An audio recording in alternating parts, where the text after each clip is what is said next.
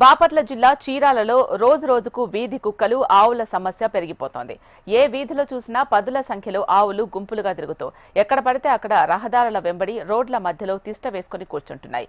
దీంతో ఆవును తప్పించబోయి రోజు ఏదో ఒక ప్రాంతంలో వాహనదారులు గాయాల పాలవుతున్నారు. రాత్రి వేళ ప్రయాణికులు రోడ్లపైకి రావాలంటే భయపడే పరిస్థితి నెలకొంది. వీటి వల్ల కొన్నిసార్లు ట్రాఫిక్ అంతరాయం కలుగుతున్నా అధికారులు మాత్రం సమస్యను పరిష్కరించకుండా నిర్లక్ష్యం వహిస్తున్నారు. అలాగే నిత్యం ఏదో ఒక వీధిలో ఎవరో ఒకరు కుక్క కాటుకు గురవుతూనే ఉన్నారు. ఏ వీధిలో చూసినా పదుల సంఖ్యలో శునకాలు గుంపులుగా తిరుగుతున్నాయి.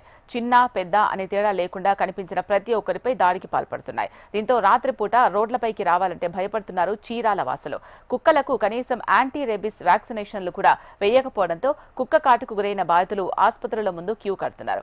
కుక్కలకు సంతాన నిరోధక శస్త్రచికిత్స నిర్వహించకపోవడం వల్లే శునకాలు పెరిగిపోతున్నాయని స్థానికులు మండిపడుతున్నారు. ఇప్పటికైనా అధికారులు నిర్లక్ష్యం చర్యలు తీసుకోవాలని ప్రజలు వేడుకుంటున్నారు.